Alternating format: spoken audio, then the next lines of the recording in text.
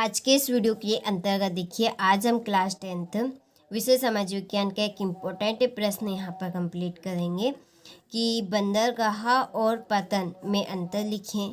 काफ़ी इम्पोर्टेंट प्रश्न है। बंदरगाह और पतन में अंतर अधिकतर बोर्ड एग्जाम में पूछा जाता है। ये अंतर आपसे कि बंदरगाह और पतन में 2 अंतर बताइए या 3 अंतर बताइए। तो आज की इस क्लास में हम इसी प्रश्न के आंसर को कंप्लीट करेंगे।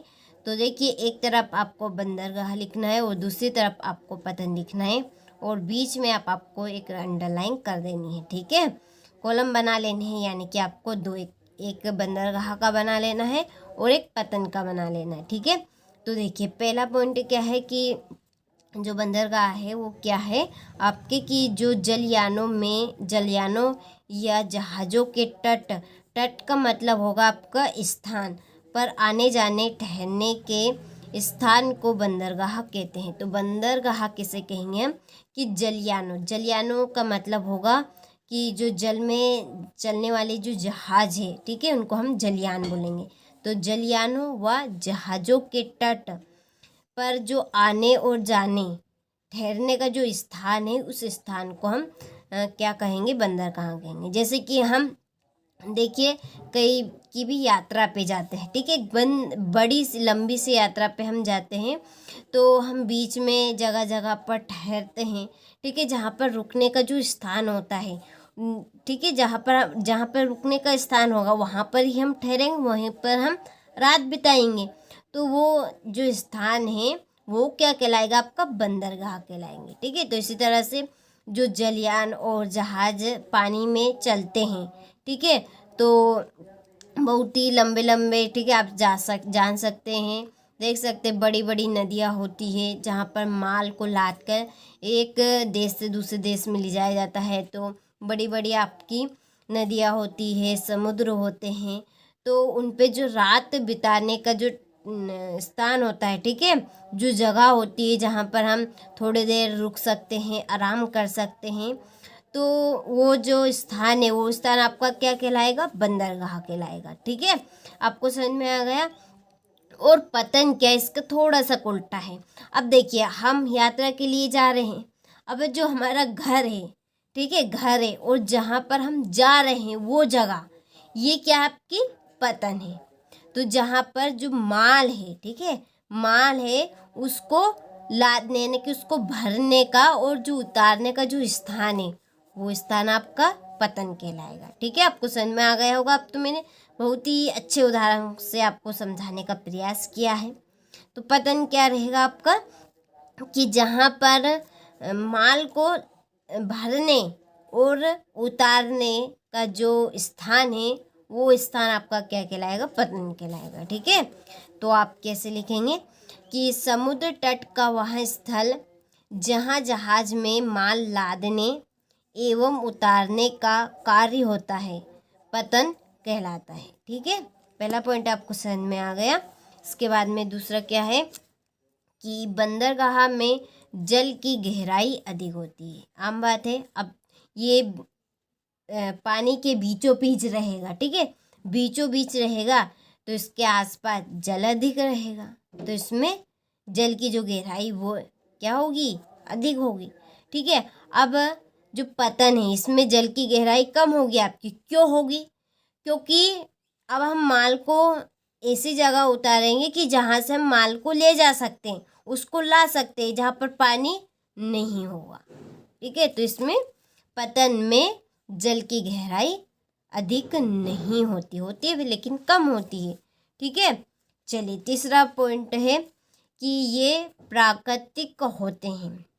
ठीक है, जैसे कि हम बोलते हैं टापू बोलते हैं, जैसे कि बड़ी बड़ी नदियाँ होती हैं उनमें प्राकृतिक रूप से टापू पाए जाते हैं जहाँ पर हम ठहर सकते हैं, थोड़ी देर हम आराम कर सकते हैं, या अंधेरा हो जाए तो हम रात बिता सकते हैं। तो उस स्थान को क्या कहते हैं, टापू कहते हैं। और यदि नहीं भी होते हैं तो हम इनका निर्माण कर सकते हैं। ठीक है, अब यदि कई ऐसे आपके गांव होते हैं कि जहाँ पर नदी को उलाकर कोई सा भी सामान उसको ले जाते हैं, लाते हैं, तो दिन रात का वहाँ पर ऐसा काम पड़ता है, तो वहाँ के लोग क्या करेंगे, यदि उसमें प्राकृतिक रूप से आने जाने का स्थान नहीं होगा, ठहरने का स्थान नहीं होगा उसके ऊपर, तो हम उसको प्राकृतिक रूप से उसको बना सकते हैं वहाँ पर स्थान, ठीक है, आने जाने का स्थान। जैसे कि अब हमें रास्ता नहीं मिल रहा है, तो अब हमें जाना है कहीं पर, तो हमें रास्ता तो बनाना पड़ेगा। तो ऐसे है आपके बंदरगाह, ठीक है। तो ये प्राकृतिक होते हैं, तो कई नदियों में टापू पाए जाते हैं और कोई नदियों में टापू नहीं पाए जाते, तो उन पर हमें निर्माण करना पड़ता है, ठीक है। तो ये प्राकृतिक होते हैं तथा इनका निर्माण भी किया जा सकता है, ठीक है। और इसमें है कि ये प्राकृतिक नहीं होते, इनका निर्माण किया जाता। अब हम जगह बनाएंगे, ठीक है, माल को लाने का, ले जाने की जगह ढूंढेंगे कि यहाँ से बेस्ट रहेगा, माल को यहाँ से बेस्ट तरीके से भीतर, ठीक है, भीतर रख सकते हैं, इसमें उतार सकते हैं यहाँ से हम अच्छे से। तो आपको समझ में आ गया होगा कि पतन क्या है। तो 3 पॉइंट है, तीनों पॉइंट को मैंने अच्छे से समझाने का यहाँ पे प्रयास किया है। चलिए, तो हम इनको एक बार और दोबारा पढ़ लेते हैं ताकि आपको और अच्छे से यहाँ पर कंप्लीट हो सके। तो देखिए, एक तरफ आपको बंदरगाह का कॉलम बनाना है और दूसरी तरफ आपको पतन का कॉलम बनाना है, ठीक है। तो पहला पॉइंट क्या है बंदरगाह का, कि जलयानों व जहाज़ों के तट पर आने जाने ठहरने के स्थान को बंदरगाह कहते हैं।